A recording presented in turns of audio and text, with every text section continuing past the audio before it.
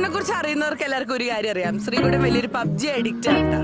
അപ്പൊ എപ്പോഴും ഇവൻ ഫോൺ ഇങ്ങനെ, ഞങ്ങൾ എവിടെയാണെങ്കിലും ഒരു 10 പേര് റൂമിലുണ്ടെങ്കിൽ ഇവൻ ഫോൺ എപ്പോഴും ഇങ്ങനെ പിടിച്ചോണ്ട് എന്തെങ്കിലും കളിച്ചോണ്ടിരിക്കണോ. ഞങ്ങൾ കുറച്ച് നേരം പോയി ഇവൻ പബ്ജി കണ്ടു ഇങ്ങനെ വരും കേട്ടാ.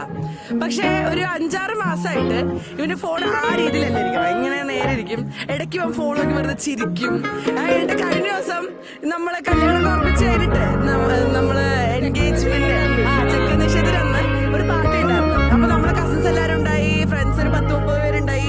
നമ്മളെല്ലാവരും ടെറസിൽ ഇങ്ങനെ പാർട്ടി മൂടിയിരിക്കണ്ട. ശ്രീകുട്ടൻ മാത്രം ഇങ്ങനെ കുറച്ചു നേരം ഫോൺ നോക്കി ചിരിച്ചോണ്ടിരിക്കണം. കുറച്ചു നേരം കഴിഞ്ഞാൽ നോക്കിയപ്പോ ശ്രീകുട്ടനെ കാണാനില്ല. അതിന് ഞാൻ ടെറസിൽ താഴ്ത്തോട്ട് നോക്കുമ്പോ ശ്രീകുട്ടൻ ഫോണും പിടിച്ച് നടന്ന് റോഡ് ക്രോസ് ചെയ്ത് അപ്പുറത്തെ കടയുടെ ഫ്രണ്ടിൽ ചെന്നിരുന്ന് ഫോൺ ഇങ്ങനെ ചിരിച്ചുകൊണ്ട് ഇങ്ങനെ ഇരിക്കുകയാണ്.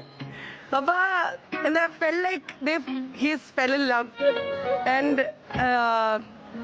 he's marrying the love of his life എന്നൊക്കെ പറയാം. Sreekuttan so in love and Meghna is so in love. and അവരെ കാണുന്ന സമയത്ത് തന്നെ we feel like they're really happy, they're very happy and they want to get married, they want to start a life together എന്നൊക്കെ തോന്നുന്നു. so happy. മാത്രമല്ല ഞങ്ങളുടെ കുടുംബത്തിലെ ആദ്യത്തെ പോയുടെ കല്യാണമാണ്. അപ്പൊ അതിന്റെ ഭയങ്കര എക്സൈറ്റ്മെന്റ് ഉണ്ട് ഞങ്ങൾക്ക്.